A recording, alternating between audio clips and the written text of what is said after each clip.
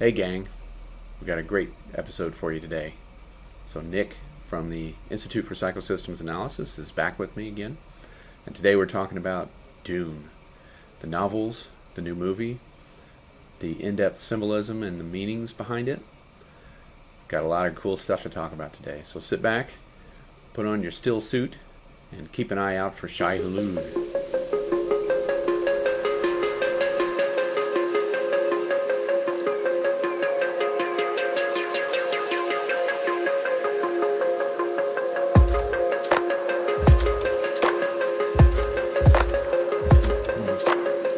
Good one. Glad to be back with you, sir. Imagineering, we're here. Exactly. Yeah, I think we're digging into some new territory. A little bit. We're kind of investigating or sifting through the sands, so to speak. Right? Right. Cinema and depth psychology. Yeah. It was only a matter of time before we started doing this, honestly. So we're going to start off with a bang. We'll start off with Dune. What a better place to start? The psychology and all that. So I wanted to talk about quite a bit about this. I'm going to put a spoiler alert right away. We're going to be talking about the novels, the movie, and in depth. So if you don't want that, check out and go watch another one of my videos. Otherwise, I thought we'd start off with a quote from the book. Actually, it's the problem of leadership is inevitably who will play God. That's in the book. That's a quote by Muad'Dib, and I think it encapsulates the theme of Dune, the thing that inspired Herbert to write Dune. I think in an interview he said something along the lines of, I think that charismatic leaders should come with a warning label. Hazardous, potentially hazardous, and that's kind of what drew him to write it. And gosh, I mean, you've just recently read it, right? Mm-hmm. Yeah. The themes that he deals with in the first novel: colonialism, environmentalism, Machiavellian court intrigue, exploitation of indigenous populations, and of course, giant worms. Mm-hmm. Right? He throws all that stuff in there with giant worms, and we'll get into why he did that. I think there's some very good reasons for why he chose that particular motif, which recurs over and over and over again in this novel. Right. I think you can best describe it as a hero's journey on acid. Yeah. And it's also not a hero's journey either. A lot of people out there have talked about misinterpreting Dune as kind of a white savior story, sort of like Avatar, the James Cameron film. Right. That too, it's basically an outsider who's kind of from the dominant population, comes in and saves this indigenous population. And you look at Dune and you're like, well, kind of doesn't Paul Atreides kind of do that? No, not really. No. Not really. So maybe, I don't know, maybe we should talk a little bit, just like encapsulate the first novel first. We're going to talk about the movie as well. Right. But the novel is set, not, I know it says 10,000 years in the future, but that's actually not the timeline. The timeline is about 20,000 years in the future, because the number that they give you in the book and in the movie too is after the guild was established, which is still around 10,000 AD or so in the timeline. So it's 10,000 years after that. Far, far in the future, the humans have an intergalactic empire, but intelligent machines have been banned. So humanity has developed skills to fill in what machines have done. And so you've got the guild navigators who are able to navigate space travel, and then the Bene Gesserit, and they use their mental skills to try to manipulate politics in the background. And the heroes, per se, of our story are the Atreides, the House Atreides. Very likable characters. and they were called upon by the Galactic Emperor to take over Arrakis, and because Arrakis is very special in that sense that it's the only place you can find spice, which is the most valuable substance in the universe. Spice is needed for space travel, and so the whole commerce of this galactic system is based on it. So when they get called to take over Arrakis, it's an opportunity, it's an offer they can't refuse. So they take it over from their enemies, the Harkonnens. But it turns out to be an elaborate plot by the Emperor to take them out because they're too popular, they're too likable, right? So Paul's whole family almost gets wiped out, and he winds up running off into the desert to learn about the Fremen, who are the indigenous population, and he becomes their messiah. So, and that's just scratching the surface of this extremely dense material. Well, that you pretty much just described the first film, like, or the most recent one that's come out. Mm-hmm. Like, and that's it. That's pretty much it. That's what happens. Yep. It's like almost 3 hours of just that. Yeah. And we don't even get to the rest of it, right? Which to see the movie version of that will be a couple of years. I first read Dune when I was about 14, which was when the David Lynch film came out. Mm-hmm. I saw it. I thought it was pretty cool, pretty bizarre, pretty weird, and I wanted to read the novel, so I did, and came to realize the novel's actually quite a bit different from that film. It has a cult following, and I do enjoy it on a certain kind of guilty pleasure level because of the visuals are so weird. The set design is amazing, but there's a lot of deviations from the novel that I was not able to tolerate. I usually can tolerate that kind of stuff, but making Paul to be the literal messiah of the Fremen seemed to completely go against the theme of the entire novel. So that's a problem. But the new film is quite a bit better. But before we get into that, I thought maybe we should start with the psychology of it. I said I was going to talk about the sandworms. There's a lot of interesting psychology and archetypal symbols in Dune. And like I said, like we talked about in the last conversation we had, the really long one, Herbert was very familiar with analytical psychology. Mm-hmm. And he was familiar with the tropes of the hero's journey and all that. But there's more to it than that. And I think he used the structure of the hero's journey to try to show that Paul does follow that track, only to then at the end say, but here's the problem. The problem is that he's a great hero. He's widely admired. He's very likable.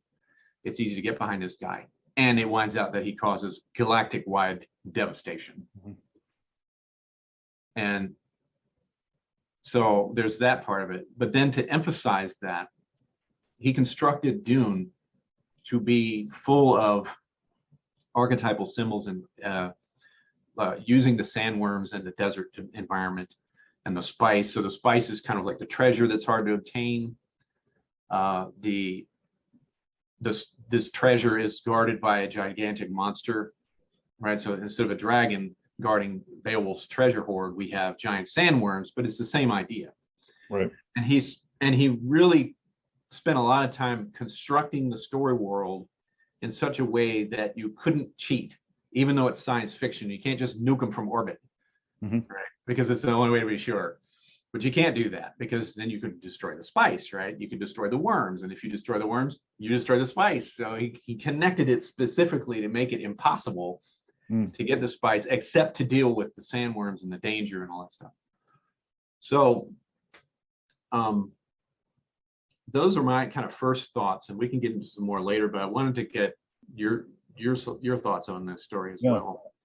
Well, so for me, I mean, being a new viewer, right, or a new reader, both, I mean, it inherently getting into it, it was just like, okay, I already was coming at it from a base understanding from what I'd read online, getting into the books, but also really the interest that pulled me into the story so much was because of the psychology, right? Was because of the depth psychology.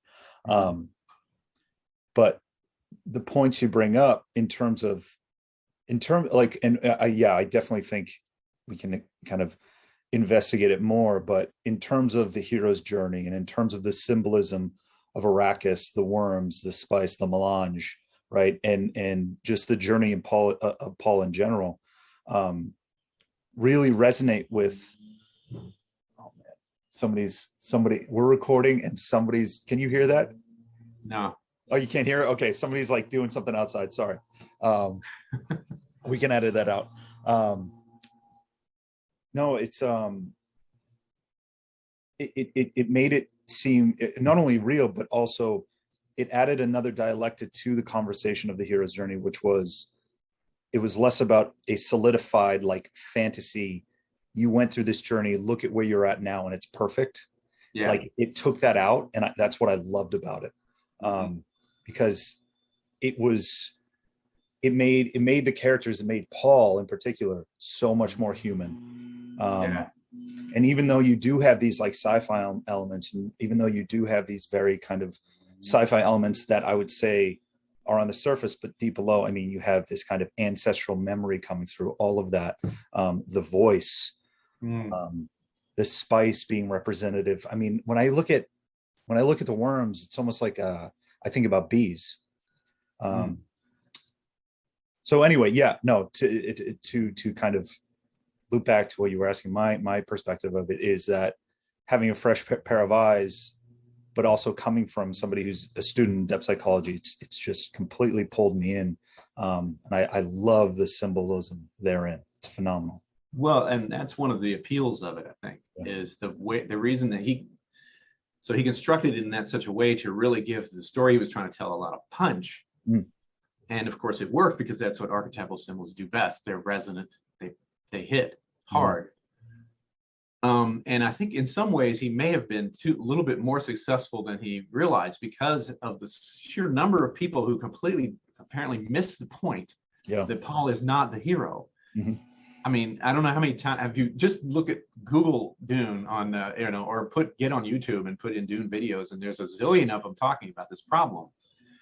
How with the first novel, especially, it's all there. It's all there that he's not. He explains, the problems with it, and all the little epigraphs at the beginning of each chapter really nail this home. And yet people still missed it. They still missed the point that he's not supposed to be thought of as a great hero, but more of a tragic hero, because he goes through all this stuff. He goes through this journey. He endures these trials. He wins. He gets the hand of the emperor's daughter. He becomes the emperor of the universe. And unlike you were saying, in the typical hero's journey, it's like, and that's the end. But Herbert's like, no, there's more, and it ain't good. Well, there's good, because you get all these fanatics saying, this is the Messiah, now we're going to do whatever he says, and we're going to go on this holy crusade of death. Right.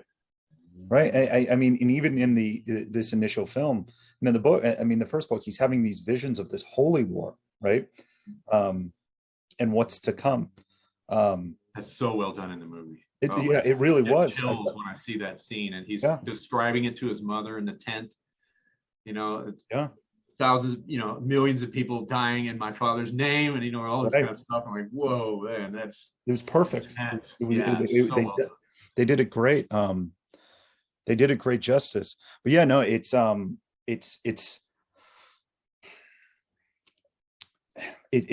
refreshing to see. I mean, and we can definitely get into, Paul's journey at the end of book one, and then later on, from what I've read so far, is that a lot of the decisions or a lot of the actions he took after taking power and after becoming the emperor were really in reflection of him realizing what exactly you're saying, which is like, no, this is not where I wanted to go. And then later on, his son really being the one to embody, in the books, they call it the golden path. So it's phenomenal. It's phenomenal to read and see. Yeah, and there's a lot of the same symbolism if you recognize the sandworms as the dragon-like guardians, personifications of nature itself. natural primordial forces, it makes more sense. Some of the choices he makes in the novel sequels that seem really bizarre on the surface. Leto II becoming half worm, half human. But then that's a blend of both the collective unconscious and the conscious, right? So it does kind of make sense from that point of view, even if it is weird. But now, we can't talk about Dune without talking about Star Wars.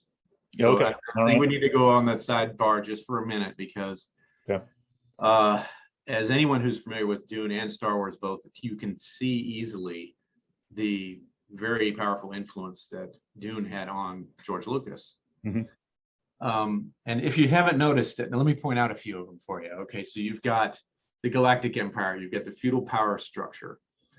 You're starting off, now just going with episode 4, right, the original Star Wars movies, the desert planet. You have, if you dig into the prequels, which were George Lucas's backstory, it's there too. You have the Chosen One with Anakin, who winds up being an instrument of destruction. And then the two magical twins of that same character, one male, one female, one of which who becomes, like the true follower of the path. Granted, Luke Skywalker doesn't resemble Leto II very much in the end, but at the beginning they're still there. So you get the Chosen One falling from grace theme. Of course, the Jedi are really just Bene Gesserit plus samurai swords. That's what they are, because the mind trick is the same thing as the voice, and that's all well and good, right? But I think you can overdo that. And now Herbert himself was kind of famous for debating over the years. Many people told him he should sue Lucas for stealing so many of his ideas, and he chose not to. And I think if you read some of his interviews, you can see he was kind of a mixed mind on this. Sometimes he's like, yeah, whatever, and other times he's like, that's kind of annoying. But he decided to not, and I think it was probably the right choice, because even though there are a lot of superficial similarities that I just listed, the tone and the theme could not be more different. The Dune universe is much more grimdark. In fact, you could say that's like the origin of the term grimdark. Star Wars is optimistic, and Dune is cynical, if not completely pessimistic. So if you subtract the cynicism from Dune, you got Star Wars. Actually, that's how the equation should work. So I needed to say that, to throw that out there.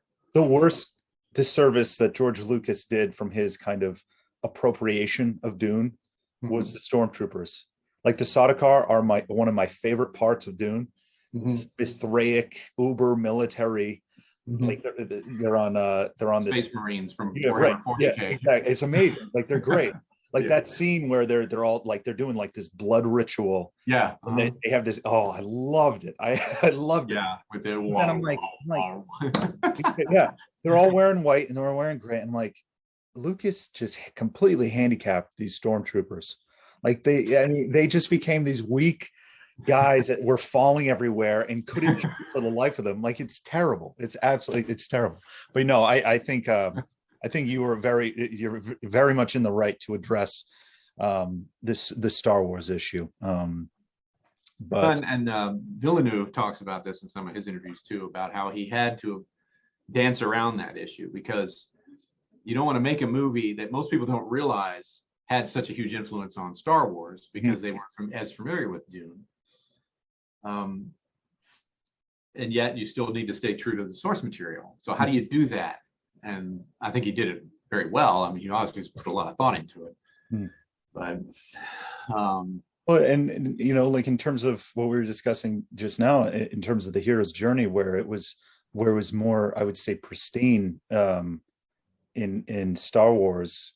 The way really it's represented in Dune, and how it's maybe not represented in Dune, is just more indicative to actual human experience than what I mean. I think what's resonant for people about Star Wars is that it was the first time really them seeing it, that kind of cyclical nature of Campbell's hero's journey, But also I think what resonates was kind of the family element that was going on in Star Wars a little bit too, with the father and son, which you see a lot of in Dune. Yeah, and actually, it's emphasized even more so in the movie, which I really liked. Yeah. Oh yeah. But the other thing, though, Star Wars, because the theme is so different, it makes everything else feel different, even when you can see the repetitive themes. Mm-hmm. So, like, okay, you get the desert planet, you get the Jedi, which are just the, Bene Gesserit, blah blah blah blah blah. But because the feel and the theme of Star Wars is the renewal of spirituality in a dead world, Mm-hmm. very much in line with Weber and those kinds of philosophers, late 19th century, early 20th century, who felt that the world had become mechanical and meaningless and empty. Mm. And, so it kind of brought in the Romantic era and all that stuff, if you got to look at your, so we can talk about Star Wars for a second, and we can do a whole movie about that. But at the time that first movie came out, there was lots of cynical, dark stuff out there. Apocalypse Now, The Godfather, these were the popular movies of the day, and they were gritty and all that. And I think Lucas just happened to, with his tremendous intuition, maybe just a little bit of luck, he kind of tapped into this huge need that people didn't know they had for myth and legend and spirit. And so that whole movie, A New Hope, is about the rediscovery of the Force when it's all gone and all the Jedi are dead and all that kind of stuff. And this mechanical galactic empire has taken over everything, and it's empty and boring and dull. And so he's using not Arrakis, but Tatooine, which is kind of looks just like Arrakis, but he used the symbolism differently than Herbert did. We'll get into how Herbert used it differently. But for Lucas, Tatooine is a symbol of desiccation, in a sense that life has died and it's empty and dull and mechanical and meaningless. And it goes from that setting to, at the end, of course, the Rebel base is this lush, planet full of green and life. Right. That's not what happens in Dune at all. And so in Dune, the symbolism is very different. And so that's one of the reasons why I think Herbert was probably right not to make too big of a fuss about this, because Lucas, sure, he took a lot of the imagery, but he used it for very, very different ends. And so it gives the whole thing of fielding of renewal and return to childhood. And people just really resonated the heck out of that at that time. So there you go. Yeah. But anyway, maybe we'll talk about Star Wars in another video, a little bit more about that. In the novel, in the first novel anyway, you still have the conflict between good and evil, because Herbert apparently was at great pains to make sure the Atreides looked like really good guys and the Harkonnens looked really bad. I mean, it's almost a caricature. It's so ridiculous how bad the Baron is. But there it is. He did that because he wanted to twist the outcome. It wasn't that the good guys win. Instead, that the good guys overcame the nasty guys, and they wound up maybe even arguably worse. Even though they weren't as brutal and just patently evil as the Harkonnens, they wound up causing more damage. So that is one of the big differences. That's not something you would see in the Star Wars universe. No. But it is in the DNA of the Dune universe for that to happen. The good guy who supposedly, overthrew evil winds up being responsible for the deaths of billions. No, you're not going to see that. Maybe Anakin, with prequels came later, in a different time, a different era. And so there's that. But even in that case, though, we know how it ends. So even infusing that level of darkness and despair and all that kind of thing, it's not got quite the same punch as does the Dune version of that message. Right. So. Right. So you finished the novel now, right? Oh yeah. Okay. What do you think are its strengths? The story, or kind of how it's written itself? Both.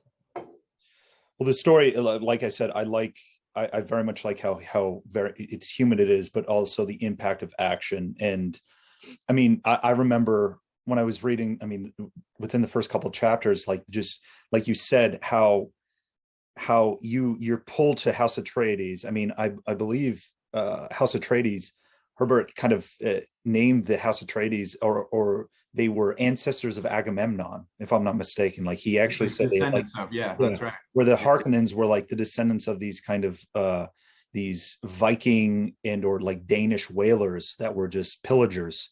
Mm-hmm. So even if when you get into the history of both houses, you're just like, oh yeah, the heroes and then the villains. Yeah. But then as it kind of plays throughout, I think the biggest part for me is like that set up the subversion of the hero's journey, and or the maybe not a subversion, but it being more of a grounded human experience, but also really how all these events are playing out for Paul in terms of his line with House Atreides, his relationship with his father, but also then inevitably his relationship with the Bene Gesserit and the voice, and like really embodying that. Mm-hmm. That I think that was my favorite through line. And I also like the world building, honestly. Oh, I thought gosh. the world building is Tolkien level. Yeah. Building, right? It's that the bar is that high. Yeah. I agree with all of that. What I would add to that is like, well, the world building, I mean, times three. It's so good. And he focuses on detail. Yeah. The nth degree, again, like Tolkien did with his world. The detail, the imagination that went into this was incredible. The philosophy that he poured into it too was phenomenal, in my opinion. Everything that happens is thought-provoking and deep, and of course Dune is extremely influential. It's one of the most influential sci-fi novels ever written. You can see its influences in Star Wars and in Alien, and even in like role-playing games like Warhammer 40K. We mentioned that earlier. It's almost a replication of the Dune universe. It's almost comic. It's so similar. Or just anything with this sort of grimdark tone to it. The Terminator movies, right, has a lot of that there. Just kind of staring into the void, and we're it. Because if you notice, there's no aliens in Dune. No. Right? That's another big difference between Dune and Star Wars. In Star Wars, you have all these aliens. Now, granted, they're all basically just humans in odd skins. You don't see a whole lot of truly alien, minds. But in Dune, they just don't even have aliens. It's just all humans. Yeah. Doing weird stuff, So now, what would you say are some of the critiques that you would have, right? So establishing I have immense admiration for this novel, but I don't think it's perfect. There's some things about it that take me out of the novel, of the experience sometimes. And I was curious if you had any critiques. I would say, well, some of the language that is used in terms of describing, I mean, it's almost like Herbert was expecting his readers to already know just I guess I'm not saying like know what certain words were, but it is so detailed that when you're reading it, like the Gom Jabbar, like I'm like, okay, if he didn't get into the description of what it was, like the needle and all this, and like it really, for me, it's like, okay, he's using this kind of, I don't want to say esoteric language, but he's using Middle Eastern language in order to describe and implanting that in. And I think it adds to it and adds to kind of the mystique of it. But I would also say that could also deter people from really getting into it.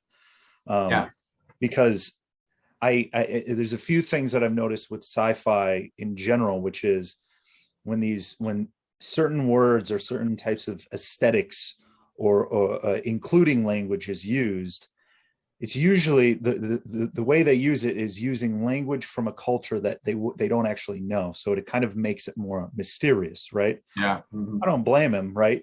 But that kind of, I wouldn't say it pulled me out, but I could see it being a potential critique for the average reader of sci-fi.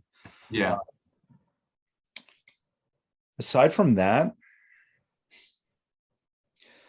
if you are expecting, and like we were saying, if you are expecting a happy ending, and I would say after reading the first novel and digging into the subsequent novels and in the story, it's like, no, it gets a lot darker. But for me personally, I think if I were to have read this when I was 14, I would have been like, man, this is really depressing. Like this is really depressing. Like, it's not a young man's story, really. Oh no, but no, this is a story for someone who is seasoned with yeah. a little bit of life, Yeah. as it were. Well, okay, so here's my thoughts. Right now, I want to preface. I got a lot to say about Dune and the sequels, but I don't want to sound like I'm being overly negative. It's just little things that I've noticed about his writing. And in certain ways, Dune is kind of unassailable, right? It's so influential, it's so popular, it's got such a huge following. But I can't help but go through some of it and go, man, I wish he'd have done this a little differently, Now, what you talked about, it didn't really bother me that much. The fact that he just throws you into the middle of it with no explanation of half of what he's talking about. First, it takes you 100 pages to catch up with him. And I don't mind that so much, because I think the alternative to that would have been way worse. And the alternative being over explaining everything and having nothing but exposition for, chapters on end. I kind of dig that kind of stuff myself. I like that. This is why I could read the Silmarillion, and make it all the way through that. I love that book. See, so certain people, probably be okay, but for the rest of the readers, we want to know what's going on and why do I care right now? And I don't really want to sit around listening to people talk about the backstory. And that's what he does. He jumps you right into the Gom Jabbar scene for the most part, which was incredibly well done in the movie. But some of the things that he does, I didn't quite get. Like a lot of the stuff that happens in the novels, particularly in the sequels, is huge, and it all happens kind of in the background where people just sort of telling you about it rather than you actually being in a scene. And I feel like when Paul takes over and he has this huge following and they just go on a rampage across the galaxy, we never see any of that. Right? It's just, oh yeah, billions died in this Holy Crusade. Doesn't that suck? And that's it. I was like, wait a minute. That seems like kind of a big thing. I would want to, I'm kind of an amateur writer myself. And if I were trying to tell that story, I would say, I want to try to make a scene where that really hurts. Like I want to put the reader in that and say, look at the damage that does. Because I'm trying to tell, I'm trying to make the point that Herbert was trying to make. Then I want to hammer it home. Maybe he was shying away from that for a good reason, because it's a little, maybe too dark even for him. But he does a lot of that. He stays on Dune a lot in the novels.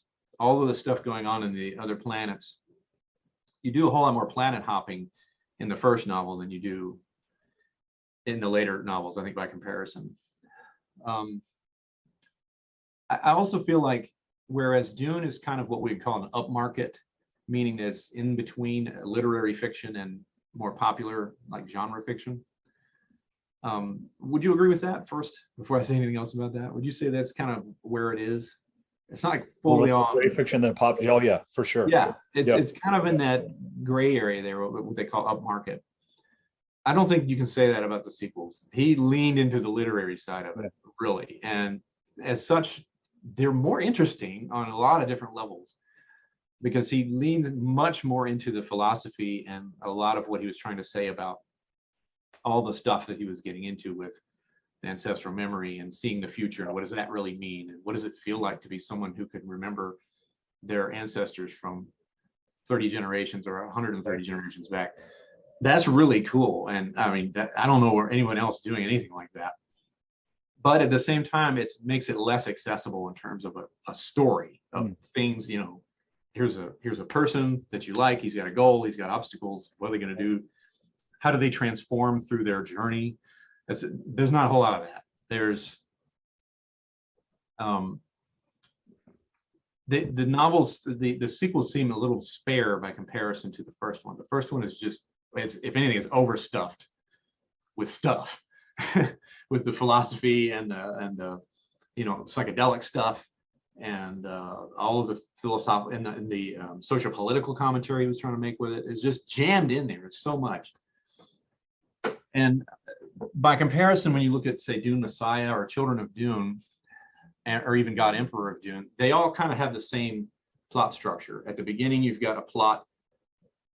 There's various villains trying to overthrow the leader, whether it's Paul, or there's the plot to kill the twins in Children of Dune, or there's the plot to overthrow the God Emperor in that one. And it's a long journey until you start to get to where it really builds up steam. Now, to be fair, all of that buildup does mount to a really powerful crescendo in those books. But it just doesn't seem to have the same punch as the first one. And I think it's because you don't have the Harkonnens anymore. Yeah.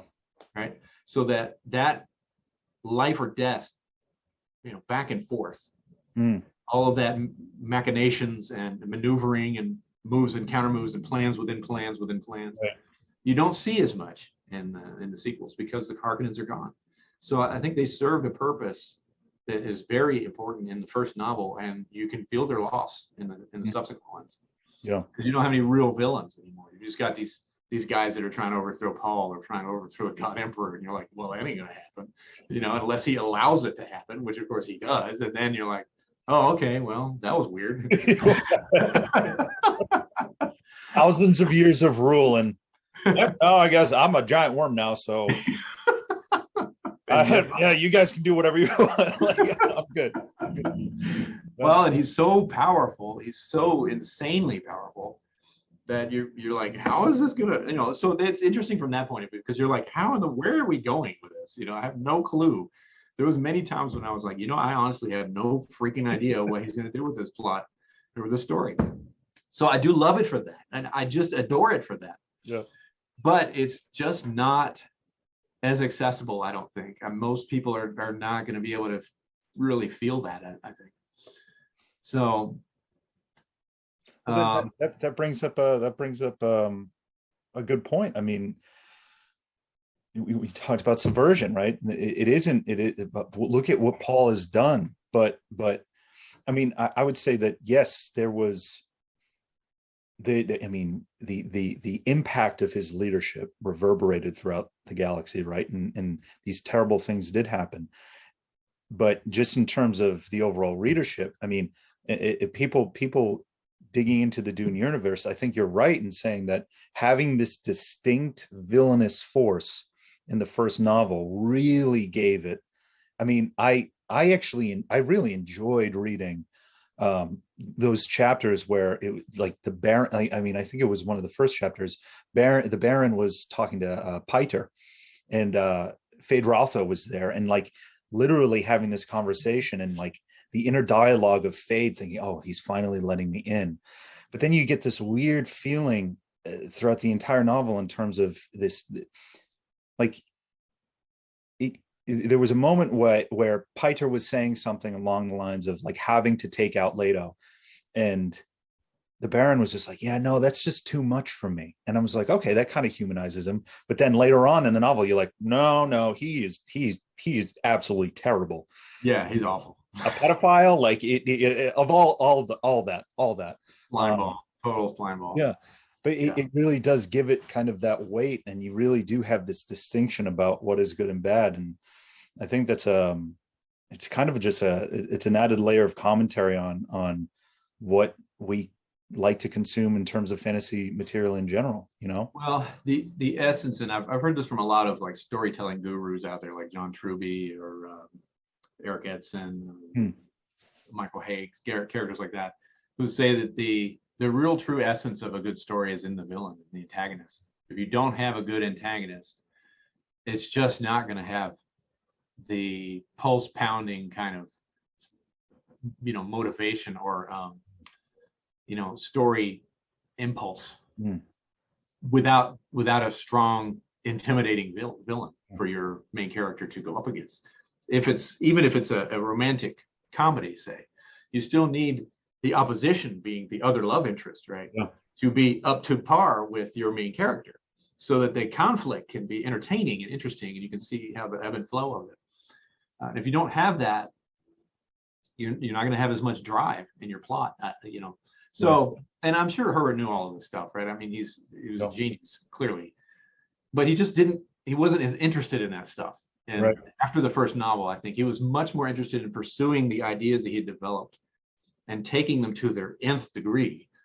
Like, okay, prescience. Let's really take a hard look at what the heck that would really be like. If you could really tell the future almost to, down to the perfect detail, then all of a sudden, where does free will go? Right. And that's exactly what happens to Paul, and it's not fun. I'll put it that way, It's not fun. What do you think? Okay, so we're talking about all that stuff. What about the movie? What are the strengths of the movie, do you think? Well, like you were talking about, you said you were talking about Star Wars and how it was something that was very much needed in cinema at the time. Yeah. I would say that the reason why Dune, the film, is this new rendition is so popular is because it's very much needed in cinema, which is, I mean, I don't want to get too much into the current state of movie making and filmmaking, but there is a severe depletion of, I would say, thorough and meaningful storytelling. A lot of, and I would say this first film was a hero's journey, and I'm wondering what Villeneuve will do with the second part, and if he'll end it with kind of this the gravity in which the novel does, right? Yeah. With the Wagnerian, portents at the end. I think it's very much needed, because you see a lot of these hero stories that it's just like all of a sudden you have a hero that previously in the Star Wars trilogy, I mean, the original trilogy, this hero had to go on a journey in order to just obtain all this power in order for them to overcome the villain. Now it's like, well, they had it the entire time and they're just way overpowered and they can just take everybody out, right? So I think a story like this, it's very much like, no, Paul is in a very vulnerable situation, and up until the end is when he finally makes a choice. I mean, he kills a man, and then he's like, no, I'm going into the desert. That's where my journey is. I think that was important amplification, I think, and clarification, in that in the novel, I think you get buried in so much stuff that Herbert just buries you in so much stuff. Yeah. That you could easily miss that piece that's very important, which is that Paul chooses to do this. If you're not paying close attention, you can see him sort of as a passive. He's getting swept up by the currents of the story of the Missionaria Protectiva and all the machinations of all the people around him, and saying, yeah, you might be the Kwisatz Haderach, but we've got all these people that want you to do X, Y, and Z. In the movie, though, with that establishing scene early on with his father on Caladan, which wasn't in the novel, he says, maybe you'll find your way into it. Give it a try. Go for desert power, because that's what the Atreides are about. We're not about exploitation. We're about forming an alliance with the indigenous. So then at the end, it's very interesting that Paul chooses to do that. And you can understand that. You can see the emotion behind it. It's like, well, I wanted to live up to my father's legacy, But at the same time, he's also seen where it may go, and it was horrified by it, and he does it anyway. Isn't that interesting? Yeah. Right. So I thought that's a neat twist on the novel, and I think the pieces of that are in the novel, absolutely. Yeah. But Villeneuve, being an expert, director, knows how to squeeze the essence out of a monster like Dune and give us the story, because he has no choice. He has to do that. You can't put it all on screen, as much as the fans would love that. There's no way it'd be 13 hours long. So I really like that part. Those establishing scenes do another thing too that I think the novel needed. Sometimes the characters in the novels can come across as kind of cold and distant and just kind of disconnected. You don't have a character who you can just really connect on a deep level, because their experiences are so strange and alien a lot of times, especially in the sequels. It gets worse. Like you say, now at the human level is there in the first novel too, which is probably why it's, I think, quite a bit more popular than the others. But then he goes flying off into, stranger tides, and that's where he likes to go, and that's okay. It's his show, he gets to do that. But some other things I thought were done extremely well was the scale. Mm-hmm. You really get a sense of the scale. Villeneuve is masterful at visual storytelling. I don't know if you've seen his other works like Arrival. Yep. And he really knows how to compose a shot where you can look at something and go, good Lord, that's huge. Those great big spaceships, the sandworms, all that stuff is just really well done. The music, I loved. Some people get overwhelmed by the music, but I love it. Hans Zimmer, man. Hans Zimmer is my favorite film composer, favorite modern composer. Yeah. Subtlety is not one of his strengths. No. But it is really good nonetheless, in my opinion. The tone I thought was really well done too, of the novel. Of the movie. Yep. Meaning that the atmosphere and the tone and the particular set design, the brutalist sets, I think captured the spirit of the novel, even where, Herbert doesn't really describe stuff a whole lot in the novels. He leaves a lot of it open to the imagination. But you can't do that in a movie, right? It's on screen. So you've got to put something there. And so I think the choices they made were really good. It's got that grimdark feel. Right. But in the movie, they did some things that helped, I think, with the emotional connection. Like they had that early scene with Paul and Duncan, Idaho, right? Let's talk about him for a second. Freaking awesome. Okay, really great scenes with him. You just really get a sense of how great of a warrior he is. You just want to get behind it and go, yeah, get him, And then he stands back up after he's been stabbed. It's Boromir moment, right? It's really awesome. And so that was really necessary, I think, to help us see the human component, which, again, so many of these characters get lost in their Machiavellian, machinations in the novel that you lose sight of that sometimes. Or the other scenes with Rebecca Ferguson playing Lady Jessica, and just the outpouring of emotion that she has when her son is in there going through the Gamja bar. But man, it just gets you. It just gets you. Bam. You really feel for her because she's in a horrible situation, right? I got to choose between this order that I've, devoted my life to versus my son, and geez, where do I do? Where do I go from there? So they added some humor, I thought, in the movie that was much needed because the book's pretty humorless. Agreed. It is. It's incessant doom and gloom and foreboding, and which is cool, if you like that sort of thing. But it gets it gets rough sometimes. I'm like, geez, they don't have time to breathe. So a couple of small little jokes in there, like smile, Gurney. I am smiling. Right. I like that. I like that because it fits the character. It wasn't, out of place. Another thing I think that helps is because of the way that Villeneuve boiled down the essence of the story, he shows how strong that story really is. Yeah. That in the book, you get so, I think, you're just sort of tossing this huge soup of ideas. Mm-hmm. And I attribute this to the fact that I think Herbert was an INTP. Right. And he went off in every tangible thing, and he was brilliant, right? He had a million things, really profound things to say about a zillion different subjects. And he just decided he was just going to jam it all into the one novel. Right. And so you're like, okay, now we're talking about this. Oh, wow, that's cool too. INTJ, I'm like, dude, focus, man, focus. What is this story about? Please tell me. And so the movie kind of does that out of necessity. You just couldn't follow all this labyrinthine side plots and profound, nevertheless profound thoughts, but you just couldn't do that in the movie. So he boils it down to the essence, and man, it's still freaking awesome.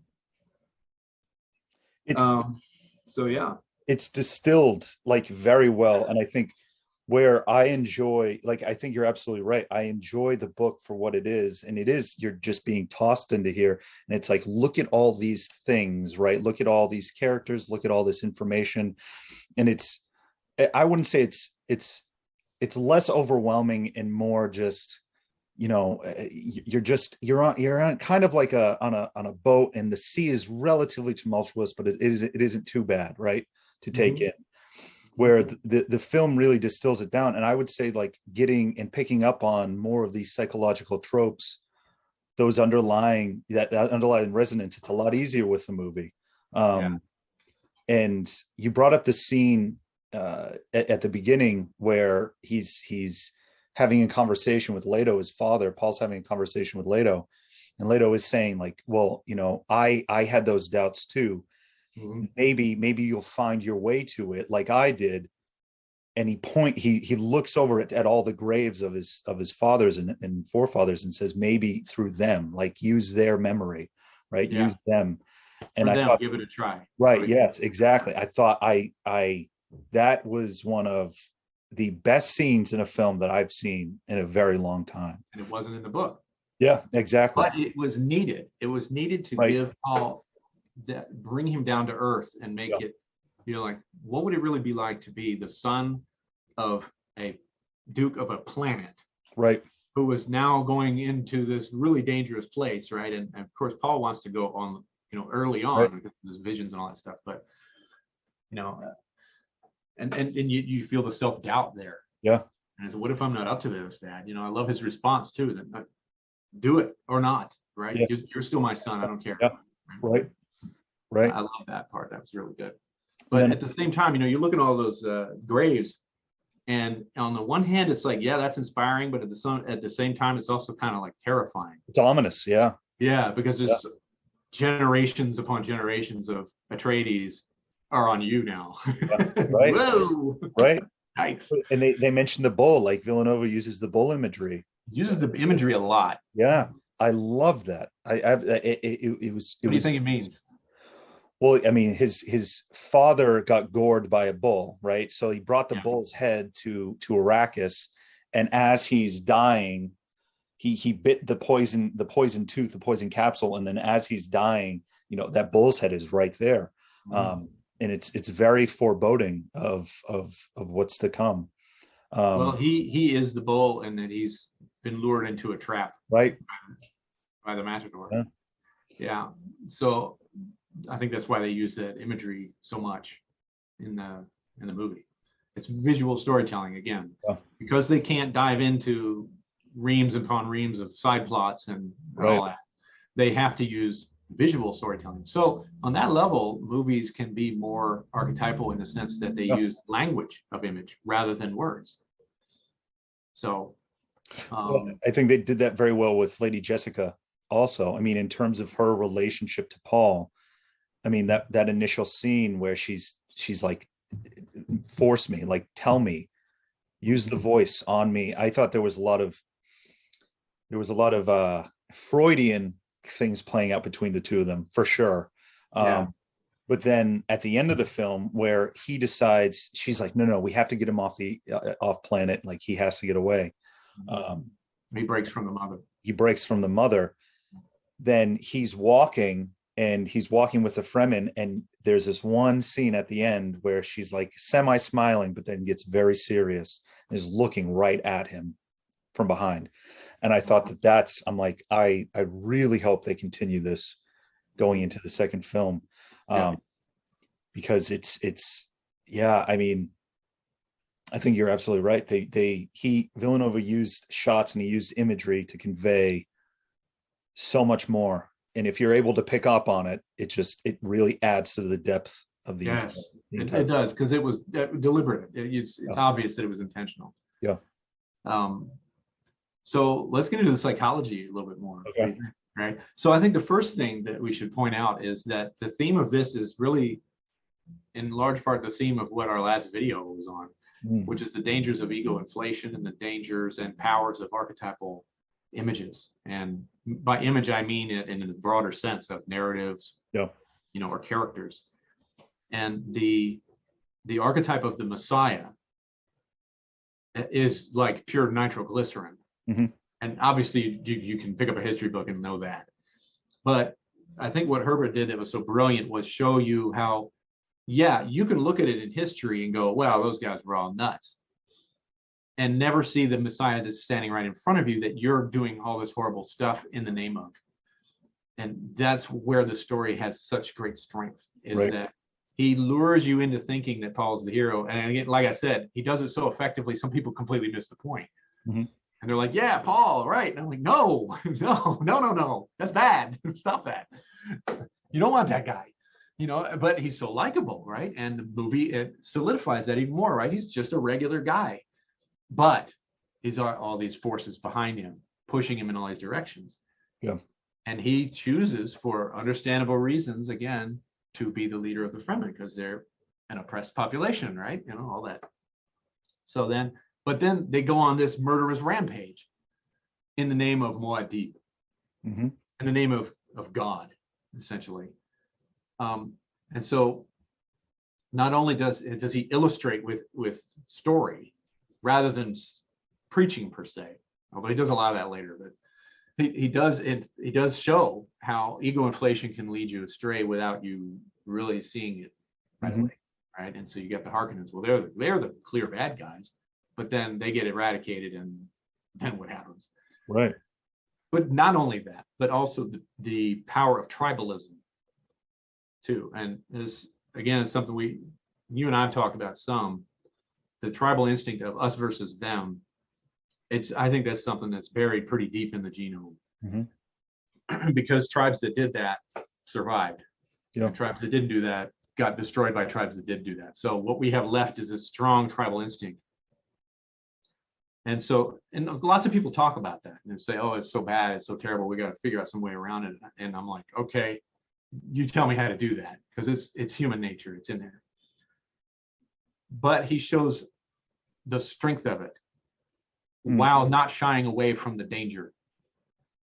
The Fremen are incredibly tribal, extremely so, because they have to be. They have to be to survive the incredibly harsh environment.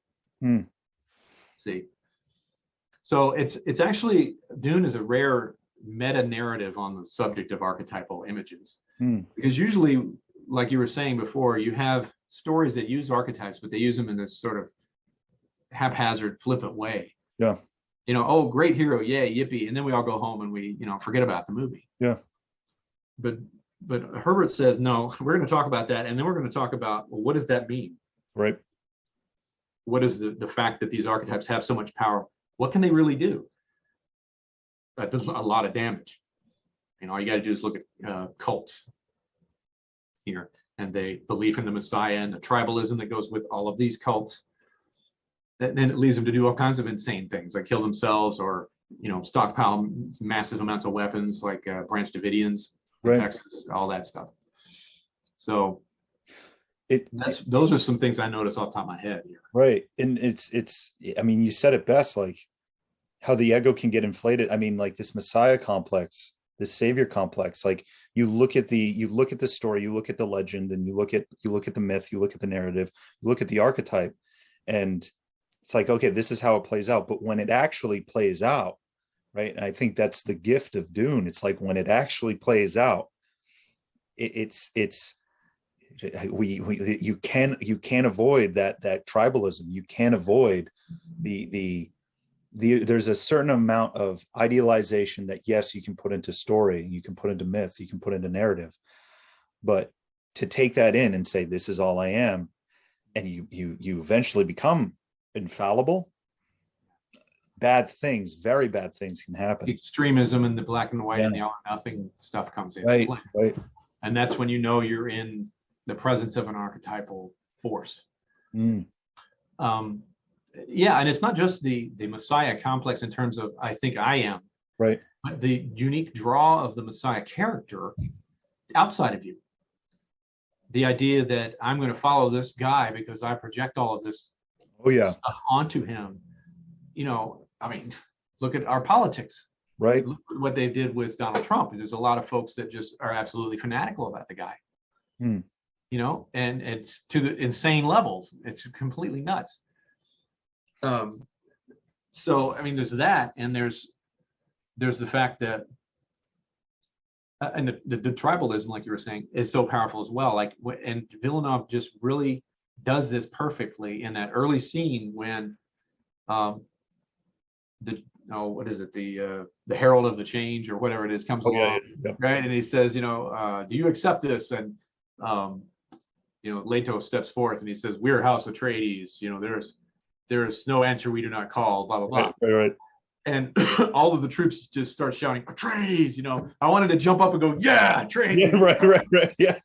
I'm like, wait a minute, what am I doing? Yeah. Right, with the salute and all that stuff. Yeah. It's just so powerful. It's so powerful. It can just completely take you over, and that's what Jung talks about in his discussion of archetypes, is how they just overwhelm you, and you don't know what hit you, and you're just lost in it. Right? He talks about, especially when he talks about the anima and the animus. Quite a bit different archetype in that instance, but the same thing happens. It dominates your thoughts and your process and your life, and you don't even know what's going on. Yeah, you know, it's just such a powerful idea. Well, you even have it. You even have it now. I mean, we're talking about in terms of the current where all this libidinal energy, where this kind of projection is going. And I would say, for me personally, a lot of it. I actually did a vlog on this recently, which was you have these mana personalities, the nucleus of these ideas going to this one individual, and then if you do have some if there is some instability in terms of the ego or the self concept, you just kind of like take that in. It's almost like an introjection, right? It's an internal projection and saying, okay, I over identify with this person or this belief or this tribe, and it sucks you in. And then it can be not only corrosive and infectious, but really it's another layer of a lack of self-realization in a sense. And I think it's, if you can be a part of a group, if you can be a part of a tribe, whatever it is, and have some level of I would say Socratic dialectic about where everything is going, and say, okay, all right, well, maybe we shouldn't do this. I think that's good. And I think that's the core of what you and I kind of like talk about a lot, which is, no, I mean, we're all going to be social. We're all going to kind of be a part of, something, but it's when you can't have that conversation anymore. Right. It's when the leader or the individual, the mana personality, the politician, the God emperor becomes infallible. Mm-hmm. That's when things can go terribly wrong. And that's the thing about, you just talking about God Emperor, that's the main theme of that whole book, is the fact that Leto II knows this. He knows that there's this vulnerability and that he invokes this in others. And he's trying to lead humanity to a place where it will not destroy us. Mm. And Herbert's kind of vague on exactly what it is that he foresees that will destroy humanity if he does not take the golden path. Mm. And the golden path is to be an absolute tyrant. Mm. And in his words, teach humanity a lesson. Mm. And so it's very rich for that. And that's definitely worth a read, even if the plot itself is very non-traditional, right? It's, there's this basic stuff about, we're trying to overthrow the God Emperor, and how are they going to try to do that? And the God Emperor's like, I already know, I've seen this in the future, and blah, blah, blah. So it's interesting from that point of view in terms of just raw storytelling, but the philosophy is where the money is on that book. Yeah. So it's very literary in that sense. Maybe we should wrap up with the talk of the imagery of Arrakis and the worms and what in the heck all that stuff is about. My son was asking me this the other day. He was like, dude, what is up with the desert imagery in novels, right? It's like he's obsessed with it. And he puts so much effort into explaining the Fremen and how they survive in this absolutely, harsh environment. But I think that is ultimately the point. It's water symbolism is archetypal symbolism. Any human being raised anywhere will make the association between not only water and the unconscious and the depths of the unknown, but also water and life. It's a symbol of life itself. And I think that the obvious reason for that is that we're made primarily of water, and all of us feel thirst. And so, drinking water into the body, these are all primary, self-organizing experiences that we can all create symbols with. So Herbert is using this and taking it to another level of symbolism by saying that this desert environment, this waterless death environment, is where we become stronger. It's how we transform into something powerful. If you'll notice, they go from Caladan, which is wet and rainy, just the opposite of Star Wars. They go from there to Arrakis, which is desolate.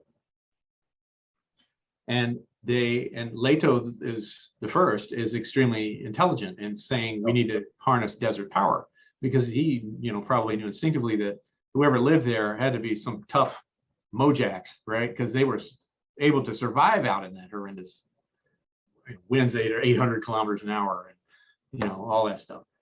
You wouldn't survive 2 hours out there without dehydrating and dying without a still suit. So it's basically about the harshness and the suffering that you endured through in life, and how that changes you. Sometimes for the better. Usually, it seems that he's arguing that is usually how you achieve strength and power through that. And if you don't, this is one thing I liked about the '84 movie, is there's a little scene there. Have you seen that? 1984 version with David Lynch? Okay. So there's an early scene on where Paul and Leto are on a balcony, and he says, if there's no change, there's something inside us sleeps and seldom awakens. We're just setting up the great scene near the end where he says, "The sleeper has awakened." I love that. But so that encapsulates that piece of symbolism actually pretty good. Now Villeneuve was taking it in a different direction, but it's still in there. It's still in there, because you've also got the Sardaukar, right? And I looked at that scene a couple of times, and I'm like, why did Villeneuve film it that way? It's rainy there during the ceremony, right? And he doesn't even talk about the fact that it's a prison planet. But the idea is still the same. It's the harsh environments are what foster these ferocious warriors. But Arrakis is even harsher than that, right? That is very much in the novel. It's like, yeah, Sardaukar, they're tough, right? But they're not Arrakis tough, right? They're not Fremen tough. They're decent. So but the whole idea of the Fremen is that their whole culture and society is built around being incredibly tough. Right. So the desert then now becomes a symbol for resilience building, and how hard that is. And of course, what does Paul do in his journey? He's got to go out there. He goes from the cushy desert, rainy planet of Caladan, where everything's, gorgeous and everybody's got the drip, right? And then they go to Arrakis, where super harsh, live or die, Right. Jamis is like, no, we're just going to do a knife fight right here because I don't like your face. Speaking of Jamis, right? There was a neat piece in there too, where he has the vision of Jamis saying, "I will help you. I will teach you ways." Right. Yes. I don't remember if that was in the novel. No. Okay, I didn't think so. Nope. And so I looked at that. I'm like, what is he doing with this? Why is he doing that? And I thought, well, he gives him this really cool advice about when they're in the sandstorm, and that quote that he says, life is not a mystery to be solved, but an experience, to live through. That is from the novel. I'm pretty sure it's in one of the epigraphs. But he gives it to Jamis, and then he's there in the storm, and he just lets go, and it flows with it, right? So great Zen, sort of a metaphor there. But then this very same character, who seems like he's going to be a friend, and even says, "Follow the friend," right? This weird Bene Gesserit voice in one of his trippy visions. And he ends up having to fight and kill the guy. That's interesting, isn't it? So I thought if we look at Janus as it's used in the movie now, Yeah. as a metaphor for let's flow with experience rather than try to force it one way or the other. It's only after he kills Janus that he decides he's going to stay with the Fremen and go down that path that we know is not going to lead to happy. See? So there's a connection there, and I'm relatively certain that that was done intentionally. Well, I think it was Paul was having a lot of these visions, and I think it was meant to kind of have him come to the realization that they aren't these literal, right? They're not literal. Like him being stabbed, it was like, no. He was being given a crysknife in order to combat, right? And I think when Jamis was saying, let me show you, follow me through the desert, right? Life is something to be experienced, not something, a mystery to be solved. I think it was because the fight, the combat with him itself was that initiatory process into him learning, right? He was pretty much following him, but yes, it was that initiation. Well, he does follow him literally. Yeah. He takes his place. Yeah, right. Yeah. So both of those actually are parallel interpretations that agree with each other in a sense, and that he went with the flow, and then he took control, and that's what led him to choose to live in the desert rather than leave the planet. Right. Although at that point, like, why? What does it matter anymore? Right. Atreides is toast. But he was carrying on the legacy at that point. Mm-hmm. And he chooses to dive into this, even though he knows it leads him to, flames out of control, right? Spreading across the galaxy, or however he says that. And that's another theme, is control, I think. The idea of nature versus artificial control is a powerful theme in all of the Dune novels. Yeah. So even just in the backstory, there's the idea that when we give up control to robots and AI, then we start to become less human. And so that was banned, and they don't talk about that much except a little bit. But that carries forth through the story in the sense that the non-Fremen, right, the colonizing populations, whether it's Harkonnen or Atreides or whoever, they live in the city with the big shield wall around it, right? So they've got these rigid structures that are walling off nature because nature is scary and it can kill you, right? And that's just the imagery there is just amplified in Arrakis. You literally go out there very long, it will kill you. But it's not impossible to survive out there, right? The Fremen live out there, but the Fremen are more at one with the environment, even as harsh as it is. And I think Duncan Idaho says something like that in the movie. Like Gurneys, you admire them. He said, yeah, they're one. The desert's part of them, right? So then the Fremen also have the symbolism behind them too, of being at one with nature and everything that goes with it. Because see, Herbert is brilliant in the sense that he doesn't idealize nature as this benevolent, loving force that will always lead you to good at all.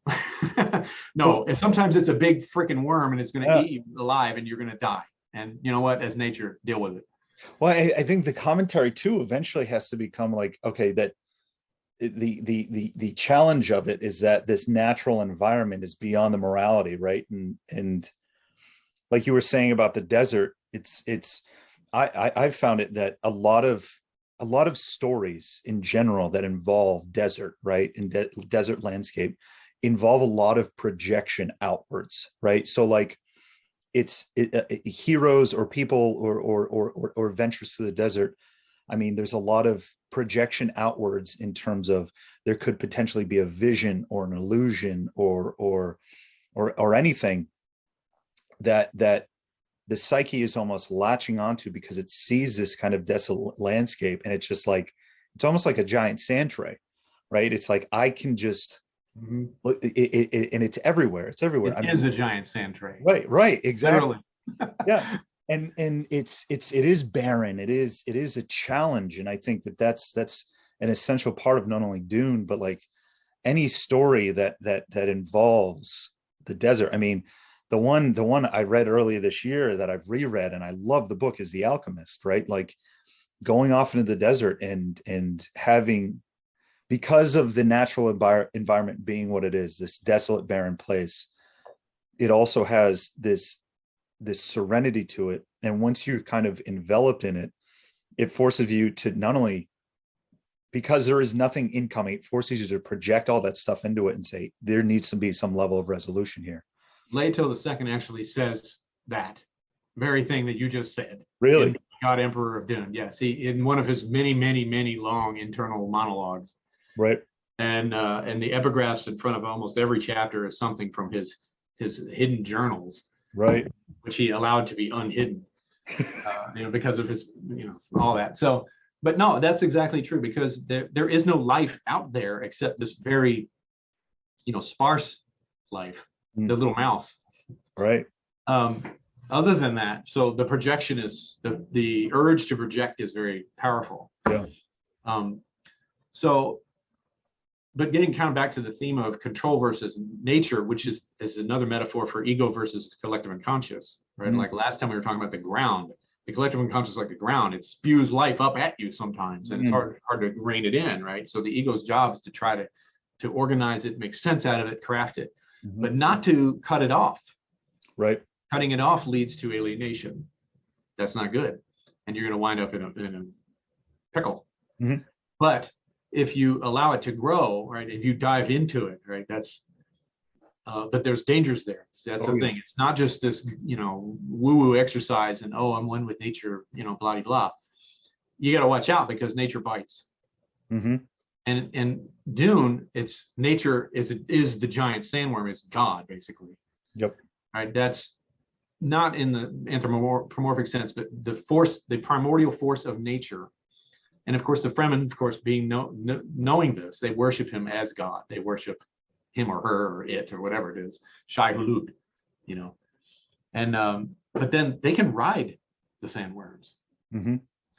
So they are at one with that power. They know how to harness it. They don't try to destroy it. They don't care about getting all the spice and all that stuff. No, I mean, they use it a little bit. In their their rituals, but they don't try to harvest it like on a massive scale like the colonists, right? So he shows them as a force of integration between ego and unconscious, man and nature. Yep. But then he takes it one step further and says, look how incredibly powerful that is if it's not contained somehow, right? If it's like a cannon, right? If you just aim in that direction, whatever is in its path is toast. Yeah. Because they are so tough. They are such tremendous warriors. They are so at one with nature and themselves and all of that stuff. Then they become like a loaded cannon. Yeah. A guided missile. It's like it's a mutual. It's not even a mutual respect. It's respect for the totality of the environment in which they're in. Mm-hmm. And understanding there's a reciprocity, right? Mm-hmm. The opposite would be Getty Prime, right? It would be the Harkonnen planet, which is just industrialized, and it's this volcanic wasteland that has just been used for just building, and it's but yeah, no, I think it's the commentary on that and what it means psychologically, what it means biologically, and then what it means socially. Yeah. Extremely important to take away from. Mm-hmm. And you see those themes everywhere. I mean, you mentioned Avatar earlier, right? Yeah. And the kind of oneness with one's environment, but I think it's less of it is a oneness, but we perceive it as a separation, and not allowing that perception, i.e. becoming over-identified with that separation via ego, to just utilize and take. Right. Yeah, and the thing about Avatar is that the plot of Avatar is very naive. Mm-hmm. The ego stand-in is Jake Sully, I think is the name of the character. Yep. And the collective unconscious is Pandora itself. Mm-hmm. And the indigenous population are just a bunch of noble savages. The Na'vi, they're all noble savages. They're true, they're great, they're all that stuff. Right. So they're in peril, and the white guy comes in and saves them all, and that's that. Mhm. There's no real depth to it. As amazing as the visuals are, that was mind-boggling. I think that's what really people cued in on it. It's just how gorgeous it is. Yeah, well, I mean, it was pretty much like Pocahontas, but Yeah, really, like, right, in space. Pocahontas in space. Right. But the environment itself was so well rendered. Right. I loved it for that, just because of the imagination that went into it. Mm. But the story itself was kind of disappointing. It was a little bit thin, and the characters were very two-dimensional. Like the villain in that one is, like that sergeant or whatever his name is, the guy, the commanding guy. It was just, pure greed personified. Right. Like, I'm just going to go out there and take all I want. And okay, then you kill him, and then the good guys win. Like, man, wouldn't that be nice if life was really like that, Right. And so I see that as kind of it's using a lot of archetypal elements and themes to it, but in the service of a story that didn't have a whole lot of depth to it. Yeah. Fortunately. Now, here's the thing: is Herbert's story adds that layer of depth of the end goal, which most stories don't get to this point either. They say the end goal is integration of the ego and the unconscious, whatever the stand-ins are for the story. But he took it one step further and said, when you do that, you've got immense power, and watch out. Yeah. Because it could cause a lot of destruction. So what is, so the question is, what is it that the Fremen were missing? Right? I don't know. Well, I mean, I think it's also a commentary on it's comment. It has to be a commentary on the religios at that point and beliefs. I mean, you're in such a just kind of barren environment, and yes, there is this kind of oneness and this reciprocity and this respect, but having a kind of an external culturally relevant moral complex that just brings in cultural cohesivity, but is very much it's almost a counter complex that helps ameliorate the experience of said natural environment that is so harsh, right? Holding on to that belief, and they're like, it's clearly real. Paul is here. It's clearly real. The Messiah is here. So we were right the entire time. Right. And then it's just like, if we're right, then we have to spread this everywhere. Right. And yeah, I think that's brilliant. I think that's a brilliant on Herbert's part. That's a brilliant. It is. He didn't seem to have a whole lot of positive feelings towards religion, I don't think. No, well, I mean, just kind of sad, because it's almost hyperbole when he goes, takes the steps to. Not that there's plenty of examples in history, I guess, of people going overboard with religious ideas, but he takes it to the nth degree and doesn't really give us an answer. Yeah. Maybe I need to, finish out the series and read Heretics of Dune and Chapter House Dune to see if he does ultimately say, what is the answer to this conundrum I've created for myself? Thousands of years go by and we're still, a chaotic mess of a galaxy.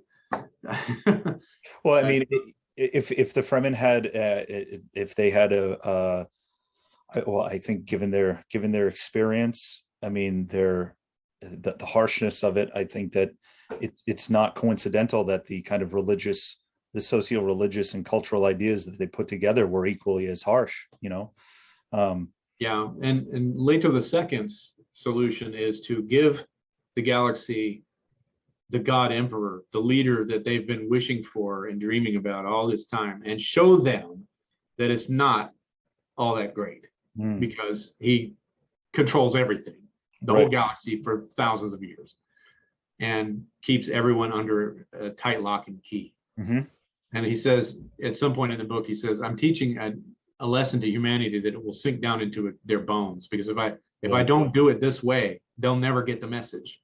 Right. Because this is a guy who has lived for thousands of years. He can reach back into all of his ancestors' memories. He can see into the future and all of its different manifestations. it is a character that is incredibly well drawn and written. Yeah. It carries the whole novel, even though very little plot happens. You're just so fascinated by the guy, and like what it really would be like to be this dude who's half sandworm. But again, a blending of man and beast, right? Nature and the collective unconscious, which is the ancestral memory, is all that stuff. And he used the worm in the same way that Jung does. And he talks about the deepest primordial layers are like a snake, because that's the deepest level of the spinal cord, right. The deepest level of the nervous system. And so the worm is a way of expressing that, See, but by merging with the worm, Leto II, as a child actually does this, like 12 years old or something, and he knows what it's going to do because he's pre-born, like Aaliyah and his sister Ganima. So he knows where it's all headed, but he does it anyway because he feels like this is the only way to save humanity. And Herbert was very vague about what is threatening humanity. He doesn't really explain it very much. It's just massive destruction and death from who knows, maybe machines, but he doesn't really say. Like a new rise of machines. And I mean, I just don't think it's the point. The point is that the point is that he's making a critique of religion and organized religion, and when you merge organized religion with political power, what goes wrong? Yeah. And he is the embodiment of the merge of political and religious power as the God Emperor. That's why he picked the name, and he's going to keep them under strict, for thousands of years, so that when he finally dies, and he knows when it's going to happen, that they will be free of that, and they will never want to go back to it. Right. The idea. Then if that's maybe that's the answer. Right, but I think that's very important. Like I would say, where for Herbert it might have been, given his time and given when he was writing, it was very kind of institutionalized fundamentalist religion. And now I would say, for now, if we're making it relevant 2021, it's fundamentalism and dogmatism in general. And those forces that would love to see the merging of their religion with state power. Yeah, or their ideology with state power. Yes, very good point. It's not just about religion anymore. No, I mean, it's yeah. I mean, I don't want to say too much. But it really pulls to the fact that, I mean, if it is that case that Leto II was like, okay, I'm going to be this tyrannical God, this God Emperor, so they finally understand what it means to get to where they apparently want to be, then I would say I would say it's not optimistic, but it is a kind of commentary on needing to go to history and look to history, the history of our ancestors, in order to say, okay, no, we don't want to go back. We don't want to go back to that. And I think it's relevant now because so many people forget or don't have any idea about history. They, especially their own ancestral history, let alone world history. Right. So these ideas, they keep, these dogmatisms, this fundamentalism keeps popping up and it keeps resurging. And it's not because there isn't an abundance of information in historical fact of it not working. It's because we should be smart enough to remember that it didn't work in the first place. There's a great line in the movie Excalibur. I don't know if you ever saw that one. Classic. When Merlin says it's the doom of men that they forget. And it's very powerful, very true in this setting here too. Yeah. What is the secret of the Grail, and whom does it serve? Serves the land are one. Yeah, you and the land are one. And if you forget that, I mean, what happened to the Grail Knights? Withered away. Yeah. What happens to a tree when it's uprooted? It dies. Yeah. So when you separate the head from the body, it's not generally good for you. No, generally leads to a negative healthcare outcome. If there's anything anyone takes away from this, it's that you do not want to have your head separated from your body. Yes, it is suboptimal. It is a suboptimal adaptation that we cannot recommend at all. At all. All right. I think that settles it. Oh wow, we've been going for an hour and a half. Okay. Wow. It just continues and continues. Well, yeah, I think, you know what I think we should do at some point? We should each of us finish the entirety of the Dune saga. Okay. And then maybe within a year. Do part two. Yeah, a part two, and we can delve back into Dune. Dr. Goodwin, as always, it's a pleasure speaking to you, man. I love these. I love these. Me too. All right. Guys, we'll see you next time. See ya.